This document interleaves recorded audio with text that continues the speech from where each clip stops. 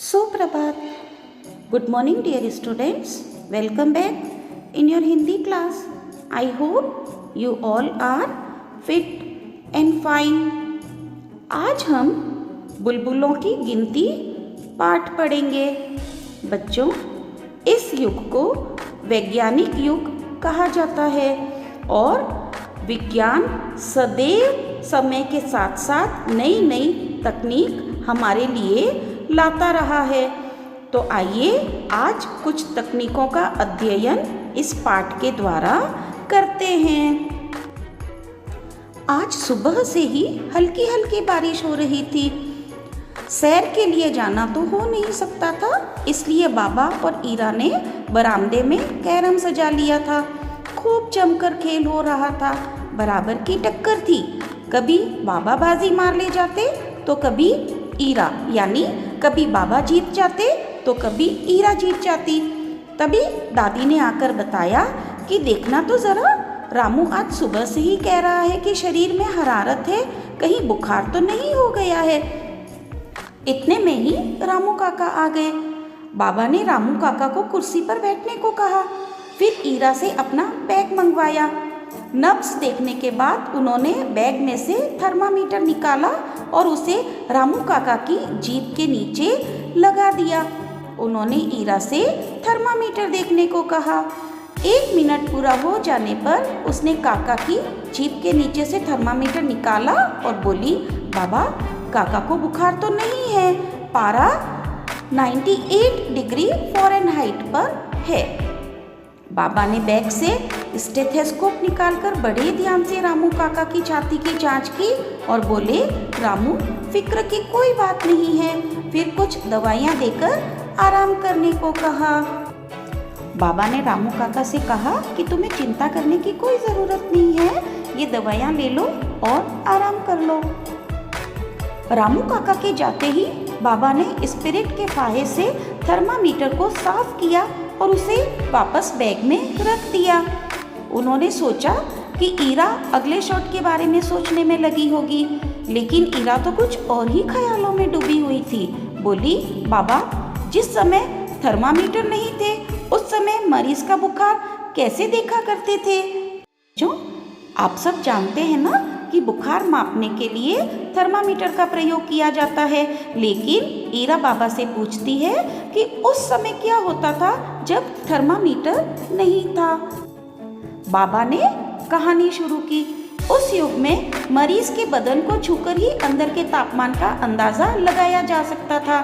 बेटा, जैसे जैसे वैज्ञानिक सोच में प्रगति हुई, डॉक्टरों ने यह महसूस किया कि कोई ऐसा यंत्र बनाना चाहिए जिससे कि रोगी के शरीर का अंदरूनी तापमान, यानी शरीर के अंदर का तापमान ठीक ठाक मापा जा सके.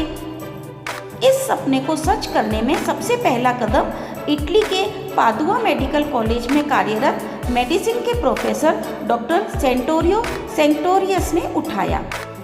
उनके द्वारा सन 1624 के आसपास बनाया पहला थर्मोस्कोप आज के थर्मामीटर से बिल्कुल अलग था. उसमें बुखार मापने के लिए पानी में उठते हुए बुलबुले गिनने की ज़रूरत पड़ती थी. बाबा ने हंसकर कहा, पानी में बुलबुले, उसका क्या संबंध हो सकता है किसी व्यक्ति के तापमान से? ईरा ने चकित होकर पूछा. आपको भी आश्चर्य हुआ होगा ना कि पानी में बुलबुलों से कैसे पता चल जाता है कि व्यक्ति का अंदरूनी तापमान कितना है? बाबा कहते हैं, था बेटा. प्रोफेसर सेंटोरियस ने अपने थर्मोस्कोप को एक लंबी सी शीशे की ट्यूब से तैयार किया था जिसमें बहुत से मोड़दार घुमाव थे. उसके ऊपरी हिस्से में शीशे का एक ग्लोब था और ट्यूब का निचला सिरा खुला हुआ था. ग्लोब मरीज के मुंह में रखा जाता था और उसकी ट्यूब का निचला सिरा पानी से भरे हुए खुले बर्तन में. मरीज के मुंह में ग्लोब रखने से ग्लोब के अंदर का तापमान मरीज के तापमान के अनुसार बढ़ जाता था. तापमान बढ़ने से ग्लोब में भरी हुई हवा भी प्राकृतिक रूप से फैल जाती थी और घुमावदार ट्यूब से गुजरकर उसके निचले सिरे पानी वाले बर्तन में पहुंच जाती थी. वही हवा बुलबुलों के रूप में धीरे धीरे ऊपर आती थी. जितने बुलबुले उठते उन्हें गिनकर ही मरीज का तापमान निर्धारित किया जाता था. जब बुखार तेज होता तो बुलबुलों की संख्या बढ़ जाती, यानी ज़्यादा बुलबुले होते। बुखार घटने पर यह कम हो जाती थी। यह आज के थर्मामीटर से थोड़ा सा मिलता जुलता था। सन 1654 में बने इस थर्मामीटर में पारे की जगह अल्कोहल का इस्तेमाल किया गया और तापमान मापने के लिए उसकी ट्यूब पर मोती जड़े गए। आजकल की तरह शीशे के निशान नहीं थे। वाह, मोतियों से जड़ा थर्मामीटर, क्या खूब! ईरा खुद को रोक नहीं सकी। ईरा को आश्चर्य हुआ। बाबा ने कहानी आगे बढ़ाई। थर्मामीटर के विकास में अगला बड़ा कदम अल्कोहल के स्थान पर पारे का इस्तेमाल था। पारा ताप के प्रति अल्कोहल से कहीं अधिक संवेदनशील तो था ही, वह अल्कोहल से कई गुणों से भी बेहतर था। चश्मा साफ करते हुए बाबा फिर बोले, बेटा, पारे का पहला थर्मामीटर जर्मनी के भौतिक वैज्ञानिक गैब्रियल डैनियल फ़ारेनहाइट ने इजाद किया था, यानी उन्होंने बनाया था। डैनियल फ़ारेनहाइट ने ही हमें ताप मापने का फ़ारेनहाइट स्केल दिया और उन्होंने ही सन 1714 में पारे के थर्मामीटर की रचना की। फिर सन 1742 में एंडर्स सेल्सियस ने सेंटीग्रेड थर्मामीटर इजाद किया। सबसे पहला क्लिनिकल थर्मामीटर सन 1866 में इंग्लैंड में बनाया गया। इसकी रचना सर थॉमस क्लिफोर्ड ऑल्बर्ट ने की। उनके द्वारा बनाए गए क्लिनिकल थर्मामीटर ने डॉक्टरों और मरीजों का जीवन सचमुच आसान कर दिया। इस आविष्कार से पहले इस्तेमाल होने वाला थर्मामीटर लगभग 1 फुट लंबा होता था और उसे 20 मिनट तक मरीज के मुंह में रखना पड़ता था। डॉक्टर ऑल्बर्ट का क्लिनिकल थर्मामीटर 6 इंच लंबा था और उसे 5 मिनट के लिए ही मुंह में लगाना पड़ता था। थर्मामीटर को डॉक्टर आसानी से अपने बैग में रख सकता था।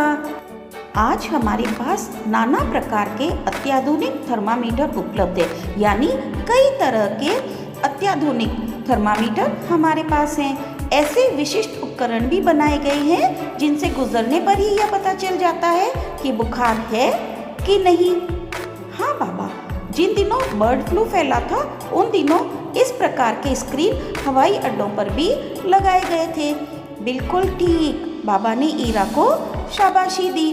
समझने की बात यह है बेटा कि बुखार स्वयं मर्ज नहीं है, यह मात्र इस बात का लक्षण है कि भीतर कहीं कोई रोग छुपा है।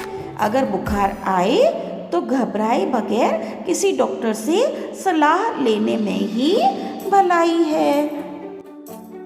सो चिल्ड्रन, इस पाठ के द्वारा हमने अलग अलग तरह के थर्मामीटर के बारे में जानकारी प्राप्त की और यह भी जाना कि बुखार स्वयं में कोई मर्ज नहीं है। यह तो इस बात का लक्षण है कि हमारे अंदर कोई रोग छुपा हुआ है। अगर बुखार आए तो हमें घबराना नहीं चाहिए बेटा, और डॉक्टर से सलाह लेनी चाहिए ताकि समय पर हमें यह पता चल सके कि हमारे अंदर कौन सा रोग छुपा है और उसका इलाज हो सके। राइट?